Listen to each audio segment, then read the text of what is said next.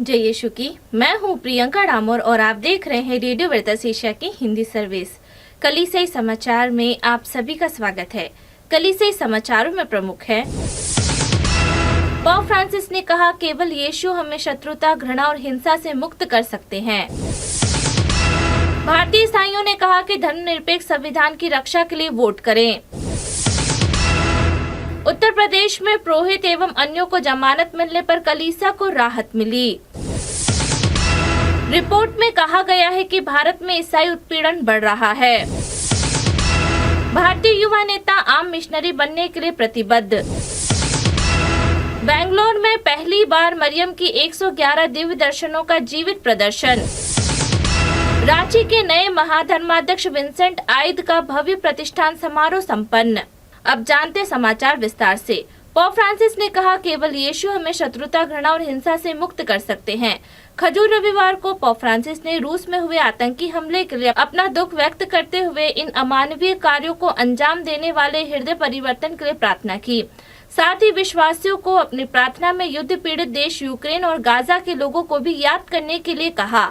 खजूर रविवार 24 मार्च को संत पेत्रुस महागिरजाघर के प्रांगण में पोप फ्रांसिस ने पवित्र मिस्सा समारोह के बाद देवदूत प्रार्थना का पाठ करने से पहले रूस में हुए आतंकी हमले के लिए अपना दुख व्यक्त करते हुए उन लोगों के दिलों को बदलने के लिए कहा जो ईश्वर को अपमानित करने वाले इन अमानवीय कार्यों की योजना बनाते हैं, व्यवस्थित करते हैं और लागू करते हैं। पोप ने युद्ध पीड़ित देश यूक्रेन और गाजा के लोगों को भी याद करते हुए पोप फ्रांसिस ने युद्ध पीड़ित देश यूक्रेन और गाजा के लोगों को भी याद करते हुए प्रार्थना की। भारतीय ईसाइयों ने कहा कि धर्मनिरपेक्ष संविधान की रक्षा के लिए वोट करें। भारत में राष्ट्रीय चुनाव से पहले पूर्वी संस्कार सिरो मालाबार चर्च के प्रमुख ने अपने लोगों से ऐसी पार्टी को वोट देने का आग्रह किया है जो धार्मिक अल्पसंख्यकों के अधिकारों और देश के संविधान के धर्मनिरपेक्ष चरित्र का सम्मान कर सके। केरल राज्य में स्थित सिरो मालाबार चर्च के मेजर आर्च बिशप राफेल ने यह बात इस आलोचना के बीच कही कि सत्तारूढ़ हिंदू समर्थन पार्टी संविधान के धर्मनिरपेक्ष मूल्यों की अनदेखी करते हुए भारत को एक धार्मिक हिंदू राष्ट्र बनाने पर जोर दे रही है। दक्षिण केरल के एक प्रमुख शहर कोटायम में 22 मार्च को मीडिया से बातचीत के दौरान आर्च बिशप राफेल ने ईसाइयों के खिलाफ बढ़ती हिंसा को दर्दनाक बताया। 67 वर्षीय धर्माध्यक्ष ने कहा ईसाइयों के खिलाफ हमलों में वृद्धि पर विभिन्न रिपोर्ट दर्दनाक है, खासकर जब हमारे पास एक मजबूत संविधान है जो हमें अपनी पसंद के किसी भी धर्म को मानने और उसका पालन करने का अधिकार प्रदान करता है।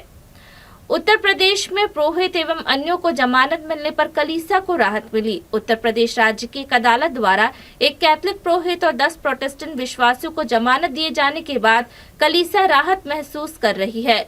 लखनऊ के धर्माध्यक्ष जनरल जॉन मथियास ने अपने एक संदेश में कहा, आखिरकार मैं आपको अच्छी खबर दे रहा हूँ। जिला न्यायाधीश ने फादर डोमिनिक और उनके साथ गिरफ्तार किए गए सभी लोगों को जमानत दे दी है।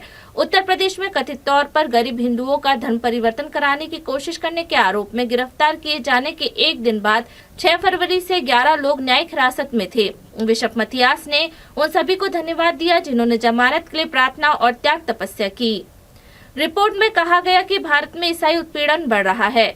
दक्षिण एशियाई देश में ईसाइयों के बढ़ते उत्पीड़न पर एक विश्वव्यापी संस्था की नवीनतम रिपोर्ट से पता चलता है कि अधिकांश भारतीय राज्य ईसाइयों के प्रति शत्रुतापूर्ण हैं, जहां अगले महीने चुनाव होने हैं। नई दिल्ली स्थित यूनाइटेड क्रिश्चियन फोरम ने 21 मार्च को जारी रिपोर्ट में कहा 28 में से 19 राज्यों में ईसाइयों को अपने विश्वास का पालन करने के लिए जीवन के खतरे का सामना करना पड़ा। इस साल 15 मार्च तक कम से कम 122 ईसाइयों को धर्म परिवर्तन के झूठे आरोप में या तो हिरासत में लिया गया था, गिरफ्तार किया गया। यूसीएफ ने कहा कि इस अवधि के दौरान उसके हेल्पलाइन नंबरों पर ईसाइयों के खिलाफ हिंसा के 161 घटना दर्ज की गई। भारतीय युवा नेता आम मिशनरी बनने के लिए प्रतिबद्ध है। भारतीय कैथोलिक युवा आंदोलन के साथ साझेदारी में भारतीय कैथोलिक बिशप सम्मेलन CCBI युवा आयोग द्वारा भारत के 10 क्षेत्रों से सावधानी पूर्वक चुने गए 30 गतिशील युवा नेता ने सेवा के लिए समर्पित सामान्य मिशनरी बनने के लिए एक परिवर्तनकारी यात्रा शुरू की। उनकी प्रतिबद्धता कम्युनियो वॉलंटियर्स कार्यक्रम के दौरान पश्चिमी भारत के गोवा के बेलोनिम शांति सदन में 5 समृद्ध दिनों के सामने आई, जिसका उद्घाटन 19 मार्च को कम्युनियो और CCBI युवा आयोग के सहयोग से किया गया। कम्युनियो ग्रामीण क्षेत्रों में काम करने वाले हमारे सभी धर्म प्रांत और धार्मिक मंडलियों की सहायता के लिए 2018 से भारत के कैथोलिक बिशप सम्मेलन की एक पहल है।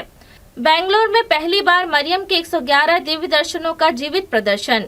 बेंगलोर में कैथलिक पल्ली ने धन्य कुंवारी मरियम के प्रति एकता और भक्ति को बढ़ावा देने के लिए दिव्य मरियम 111 कृपा की छाया नामक मरियम के दिव्य दर्शनों का एक जीवित प्रदर्शन आयोजित किया, जिसने बेस्ट ऑफ इंडिया रिकॉर्ड में एक नया रिकॉर्ड स्थापित किया। दिव्य मरियम 111 कृपा की छाया के प्रदर्शन का उद्घाटन संत थॉमस फॉरेन चर्च और बेंगलोर के धर्म प्रांतीय तीर्थ यात्रा केंद्र धर्माराम में 17 मार्च को हुआ था। बेंगलोर के महाधर्माध्यक्ष पीटर मचाडो और मांड्या के बिशप सेबेस्टियन ने प्रथम जीवित प्रदर्शन का उद्घाटन किया, जिसमें दुनिया भर से धन्य कुंवारी मरियम की प्रतिमाओं का प्रदर्शित किया गया। इस प्रदर्शन को प्रतिष्ठित बेस्ट ऑफ इंडियन रिकॉर्ड में मरियम के विभिन्न रूपों की अब तक की सबसे बड़ी सजीव प्रदर्शन में रूप में मान्यता मिली है। यह कार्यक्रम संत थॉमस फॉरेन चर्च की पल्ली हॉल में आयोजित किया गया था। रांची के नए महाधर्माध्यक्ष विंसेंट आइट का भव्य प्रतिष्ठान समारोह संपन्न। रांची महाधर्म प्रांत के नए महाधर्माध्यक्ष विंसेंट आइट का प्रतिष्ठान समारोह को रांची स्थित लायोला मैदान में प्रेरित राजदूत महाधर्माध्यक्ष लाओपोल्दो जिरेले की उपस्थिति में रांची के सम्मान सेवानिवृत्त महाधर्माध्यक्ष फेलिक्स टोप्पो यीशु समाजी के कर कमलों से संपन्न हुआ। पदग्रहण समारोह पूर्वाह्न 10:30 बजे प्रवेश नृत्य के साथ शुरू हुआ। अतिथियों के स्वागत एवं नए महाधर्माध्यक्ष विंसेंट आइट के पत्र परिचय प्रस्तुत किए जाने के बाद रांची के सेवानिवृत्त महाधर्माध्यक्ष फेलिक्स टोप्पो ने प्रतिष्ठान की धर्म विधि को आगे बढ़ाया। उनके आग्रह पर पोप फ्रांसिस के आदेश पत्र को पूरी कलीसिया के सामने प्रस्तुत किया गया एवं उसके हिंदी अनुवाद को जनता के सामने पढ़कर सुनाया गया। इसी के साथ कलीसिया समाचार समाप्त हुए। अगली बार फिर मुलाकात होगी नई खबरों के साथ। नमस्कार। रेडियो वेरितास एशिया आपके लिए लेकर आए हैं RVA mobile app. RVA mobile app पर हमारे विभिन्न प्रकार के कार्यक्रमों का लाभ लें, हमसे जुड़े और एशियाई ईसाईयत की आवाज का हिस्सा बने। आज ही ऐप स्टोर एवं प्ले स्टोर से RVA मोबाइल ऐप डाउनलोड करें।